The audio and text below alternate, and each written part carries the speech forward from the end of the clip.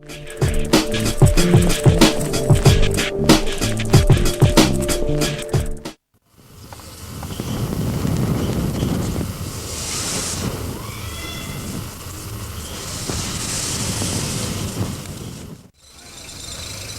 Granny boy, come watch this, they're all coming out.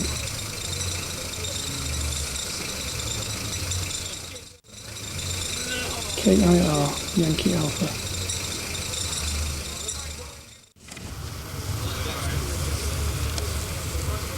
Dennis Curry's out.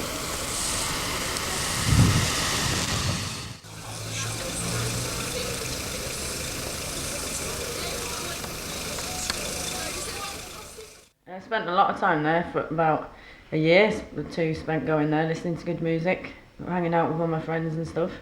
Good atmosphere, guaranteed there's always good music and good atmosphere. Dance, always used to dance and enjoy myself. Yeah, it's generally everyone you know, and just having a good time. Every alternative soul in Lancaster would converge on there, and if they didn't, they knew people who did. So it was a real tight sense of community. You could go, like I said, you could go on the rock nights and you see the same people as you would on the drum and bass nights and the breakbeat nights or the techno nights. So it was always the same faces and the same heads. Yeah, I think it was very inclusive as opposed to very exclusive. A lot of bars, I suppose, around Lancaster now are very exclusive or want to be exclusive, and but I think the Warehouse was a come as you are kind of attitude to it, and nobody stood on parade. I think that was something that the people who went there did like about it. Basically, I used to go there because it was small, friendly, the music was good. I think it catered for niches, yeah, that weren't being catered for in Lancaster. I mean, basically you had Brooks, Liquid, and Toast, which had just opened.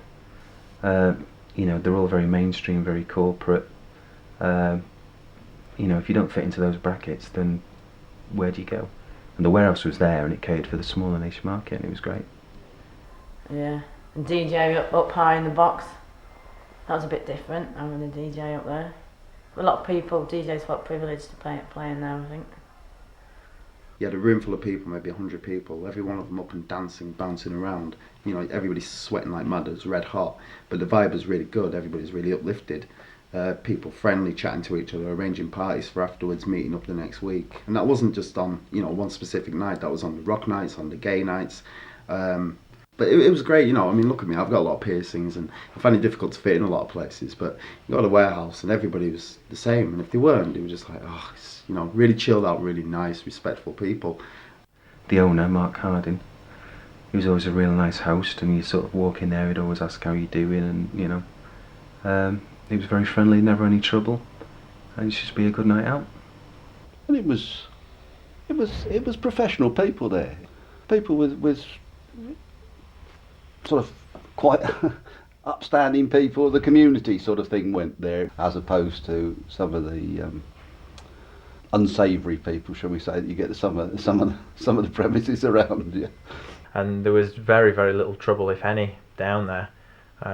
So as far as I was aware, it wasn't a trouble spot.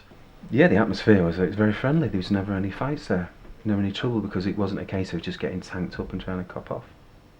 It was all under control. I never felt like it went out of control. It was quite maintained, I think. As a regular goer, I could say that. Yeah.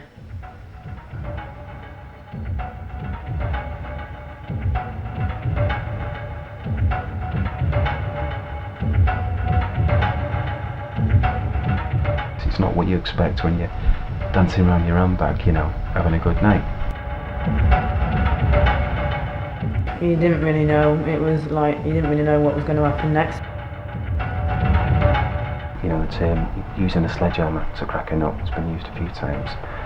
I mean, I even contemplated evacuating the club. Well, everyone's looking around at each other going, what the hell is going on? Really, it could have been a bomb threat, it could have been anything, really. It was just a shock, as I say. There's people I spoke to at the time were just really shocked by it and stunned.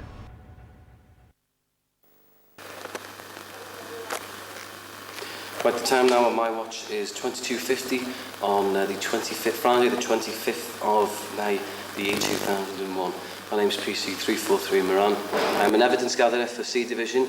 The video evidence gatherer who is using the video recorder at the moment is PC609 Wallace. We're at a secret location at this present moment in time on Operation Bubble Wrap. It's an operation in the Lancaster area, and we intend to go to a nightclub in the Lancaster town centre district in a number of minutes in relation to drugs offences. Once we're there, there'll be a number of support unit teams that will make a rapid entry, and targets are going to be detained for various drug offences.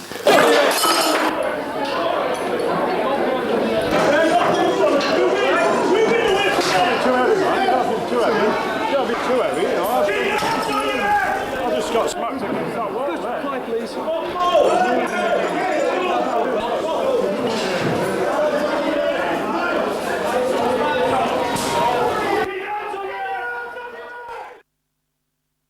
At 7 o'clock, I'm Peter Story. Good morning. 10 people will appear in court today following a major drug crackdown at a Lancaster night spot over the weekend. They're expected before a special sitting of Lancaster magistrates after a police raid on the city's Warehouse nightclub on Friday night. Around 60 officers from across the county were drafted in to take part in the operation at the North Road venue. A total of 17 people were arrested and charged with a range of offences, including supplying drugs and public order. I went back to work, obviously, as on the local newspaper on the Monday. I was getting all sorts of calls and stuff, and I was getting feedback of what had actually gone on during the night from lots of different types of people.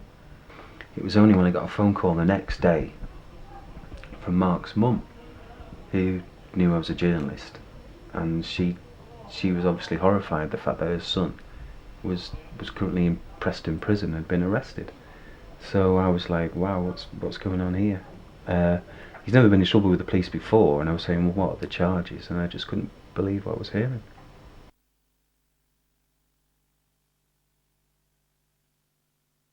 It was just really full on for like such a small amount of people stood in a room. They'd gone in really mob-handed. I mean, there was about 3 buses full of police, all in the full body armour. I was in the toilets at the time of it all happening, and just all these policemen charged through with fully covered faces, full body kit, full everything, and just shouting, "Everybody put your hands above your head, put your hands above your head." And I was inside the toilet at the time. My door got kicked down of the toilet door that I was in, and I was just stood there, "Put your hands above your head," like these massive Darth Vader people. I had no clue of what was going on or anything.